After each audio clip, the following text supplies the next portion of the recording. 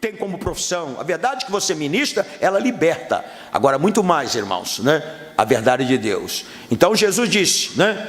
Permanecer na palavra. Se vocês permanecerdes em mim, permanecer na minha palavra, que é a verdade, e eu sou a verdade, eu sou a palavra revelada. Se for meu discípulo, ter interesse, estudar a minha palavra, então vai ter acesso. Conhecereis a verdade e a verdade o libertará. Quanto mais você conhece a verdade, mais liberdade você tem. Mais liberdade em todos os campos, né? Conhecer a Escritura, e a Escritura, ela é algo extraordinário, maravilhoso. Toda a Escritura é inspirada, né? Diga comigo: inspiração, iluminação, revelação. Toda Escritura é inspirada, mas nem toda Escritura é iluminada, e nem toda Escritura é revelada. Toda Escritura é inspirada. Ah, mas a palavra diabo é inspirada? Não, o texto é inspirado, né? Demônio é inspirado? Não, o texto, né? O canon sagrado, as escrituras sagradas. Então toda a Escritura, ela é, né, inspirada, mas não é iluminada. Como é que a gente alcança a iluminação? Exatamente o que nós estamos fazendo aqui.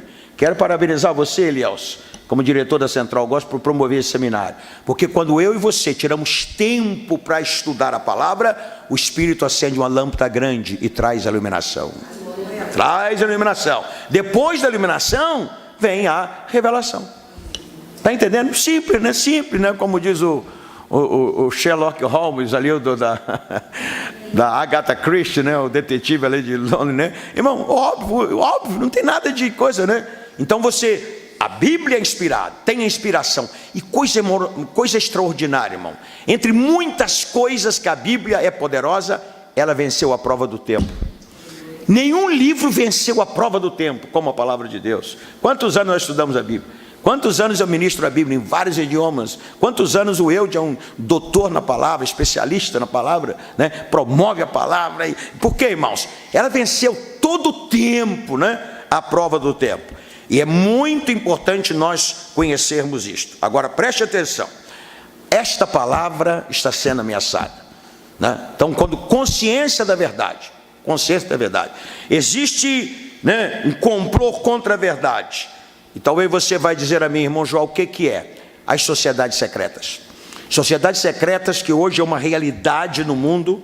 Eu poderia falar aqui sobre, né, os Illuminati, a nova iluminação, a nova luz, né, as novas ideias, os templários, né, a Opus Dei, que é o exército do Papa, a maçonaria, a Ordem Thule, né, a Rosa Cruz, que está ligada com o Espiritismo, né, o grupo Bilbergen e o Skull and Bones, tem o Priorado de Sião, a Mão Negra, Sociedade Teosófica, Cavaleiros do Ciclo Dourado, a Ordem de Molay e tantas outras.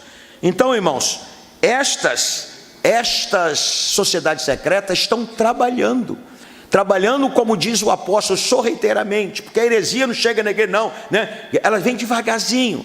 Você lembra, pastor Eudes, que no nosso tempo dizia que o diabo usava sapatinho de lã? Você lembra? Os pastores pregavam, irmão, abre o olho, o diabo vem com sapatinho de lã. Hein? O diabo não anda de tamanco. Ele vem de sapatinho de lã. Quer dizer, ele chega assim, irmão, chega na igreja, daqui a pouco tem uma falsa doutrina. É sapatinho de lã. Então, exatamente, né, essas sociedades, elas trabalham para o quê? Para ameaçar a verdade. Sabe o que está acontecendo, irmão? Essas sociedades trabalham, eu trabalho, né, na área de escatologia e hermenêutica e exegese bíblica, e a gente sabe, né, estas ordens estão trabalhando para quebrar o fundamento bíblico. Quebrar o fundamento bíblico da fé cristã. Estão trabalhando para isso. Para preparar para quê? Preparar para a nova ordem mundial. Porque eles vão dizer, irmão, é um negócio tremendo. Trabalham, jogam uma igreja contra a outra, plantam notícias erradas, faz aquela confusão tremenda, para depois chegar e dizer assim, olha, esses bandos aí, Assembleia de Deus, Batista, Metodista, Presbiteriano, é tudo um bando de neuróticos, de fanáticos. Vamos acabar com tudo isso e vamos apresentar a nova ordem. Vamos apresentar a nova igreja, o ecumenismo, né? E a gente sabe, nós temos um líder religioso aí, ele esteve na Turquia semana passada, e disse, não, eu me dou bem, né, com o califa, eu me dou bem com o sheik, eu me dou bem com o feiticeiro, eu me dou bem, né, com a feiticeira da magia negra, está tudo bem, nós somos aldeia global, somos uma só aldeia. Isso aqui, irmãos, é ameaça contra a verdade. Isso aí está sendo uma coisa tremenda. Então nós temos, né, nós que estamos na verdade, nós que pregamos a verdade. Olha, deixa eu falar uma coisa, a nossa nação está em crise, mas eu não sou pregador de crise não, sou pregador de boas novas. Eu prego boas novas, porque eu e você, irmão, somos parte da solução. Quando nós pregamos a boa nova, todo mundo sabe que o país está em crise, todo mundo sabe, né? Não precisa falar nada disso. Então o que eu faço? Pastoreio, pregador de boas novas. Eu também sou pregador de boa nova. Não existe noite eterna, a noite vai acabar e o sol da justiça vai raiar para a honra e para a glória do nome do Senhor. E aí o que acontece, né? Aí, irmãos, nós vivemos uma inversão de valores. Por exemplo, hoje tem muitos lugares que pecado não existe mais, não tem mais pecado, diabo não existe mais. Negócio de diabo, aí consciência da igreja, uma igreja que prega natureza divina de Jesus, isso não existe. Céu não existe, inferno não existe. Algumas igrejas, não, aquela irmã, ela está com problema, ela trocou o marido dela por um rapaz 45 anos mais novo do que ela, está com problema. Não é problema, não é pecado. É pecado. E a Bíblia diz que o salário do pecado, o que é? A morte. Toda vez que alguém peca e não se arrepende, morre alguma coisa na vida dela. Toda vez o pecado mata. Eu matar o meu microfone aqui. Está entendendo? O pecado mata. Às vezes mata o relacionamento entre marido e mulher, mata a alegria, mata aquelas ideias que você tinha na sua empresa, mata. Mas quando você se arrepende, e aí então você é abençoado pelo Senhor. Então, irmãos, nós encontramos aqui exatamente isto, né? Que nós temos que ver. Hoje é uma coisa tremenda. Eu me lembro quando José foi tentado pela mulher de Potifar, né? Que ela chegou para ele e ele disse assim, olha, o que você está me propondo não é um love affair. O que você está me propondo, ele fala lá com toda a letra, chama-se pecado. Pecado envergonha, pecado escraviza. E aqui nessa palavra, quando Jesus diz, conhecereis a verdade vos libertará, aí os judeus disseram assim, nós não somos escravos de ninguém. Como é que o pecado cega, né, irmão? Naquele momento eles eram escravos dos romanos, foram escravos dos egípcios, foram escravos dos assírios, foram escravos dos babilônicos, né? Quando você olha a diáspora judaica, né? Os escravos de todo mundo, naquela hora eles eram escravos. Nós não somos escravos de ninguém, eram escravos dos romanos, estavam debaixo dos sapatos dos romanos, né? Então, irmãos, aqui nós encontramos o seguinte, inversão de valores. Diz o profeta Isaías, ai dos que ao mal chamam bem, e ao bem mal, que põe as trevas por luz, e a luz por trevas, e o amargo por doce, e o doce por amargo. Isaías capítulo 5, versículo 20. Então, o que acontece? Uma inversão de valores. Nós estamos vivendo, né, hoje uma inversão de valores. Valores, coisa tremenda, que está tudo normal, hoje não. Tem até alguns escritores que se dizem evangélicos, que escrevem livro, é proibido proibir. É proibido proibir. Não tem negócio de pecado, não. Eu fui pregar numa igreja do Rio de Janeiro, aí o líder da igreja falou assim, olha, João Caetano, não fala negócio de demônio, de inferno, diabo, a gente não crê nisso, não. Prega só autoestima, diz que vai dar tudo certo e tal. Eu falei, irmão, então eu vou ter que arrancar da Bíblia aquelas páginas, né?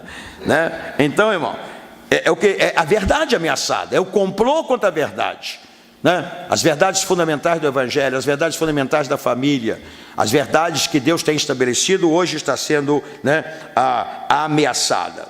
Então, nós o que temos que fazer? Temos que ter consciência dessa verdade e trabalhar por essa verdade. Então, a consciência da verdade e a igreja. O que é a igreja? É o forró da Dona Joana? O que é a igreja? Um sindicato comercial? O que é a igreja? Um comitê político? O que é a igreja? Alguma coisa eclética, onde vale tudo, todo mundo está junto, né? O que é a igreja? Todos nós sabemos a definição da igreja. Ela é coluna e apoio da verdade. A igreja, irmãos, é a única célula viva no mundo espiritual que detém a verdade. Ela detém. Esta época é a época da igreja. Essa dispensação Este tempo é o tempo da igreja, todo mundo sabe. O que é uma dispensação? É um período no qual Deus se revela ao homem, né? Através de uma determinada forma.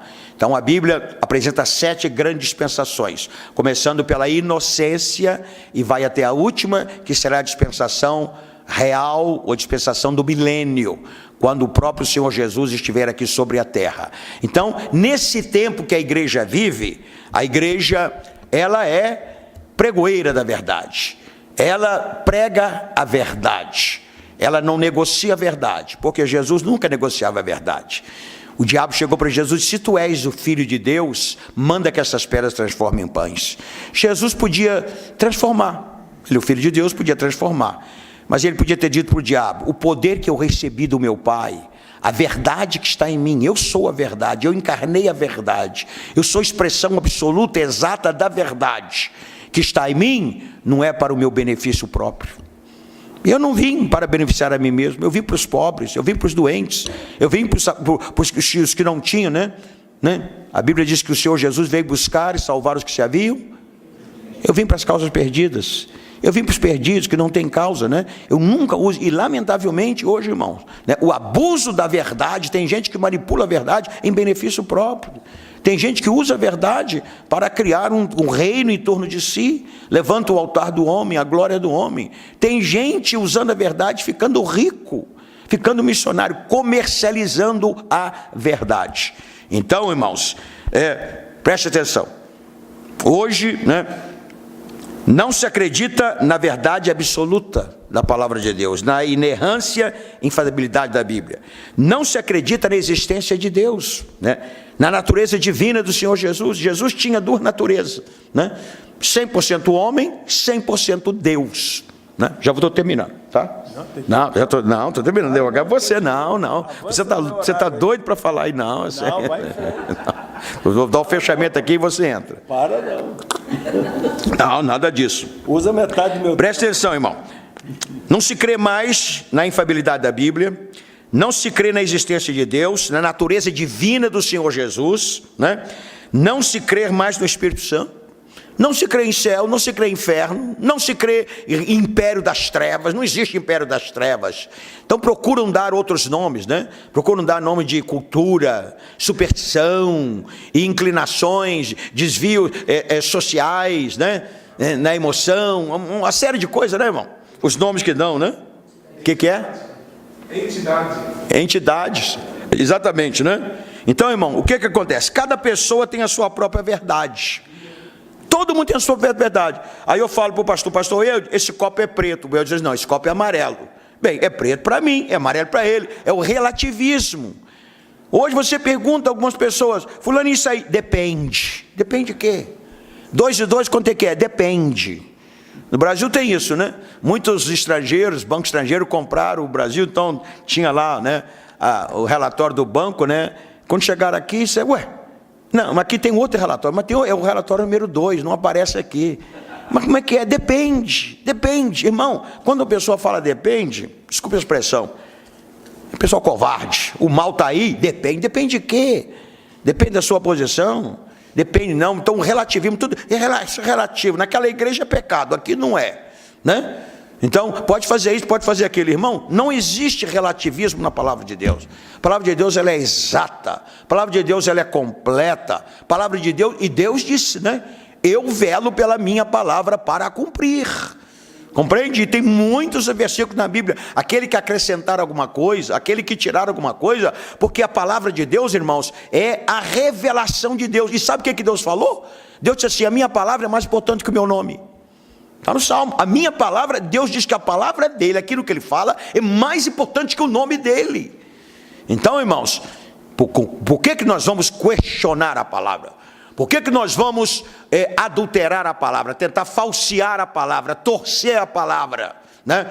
Então nós temos que ter consciência que a palavra de Deus é a verdade.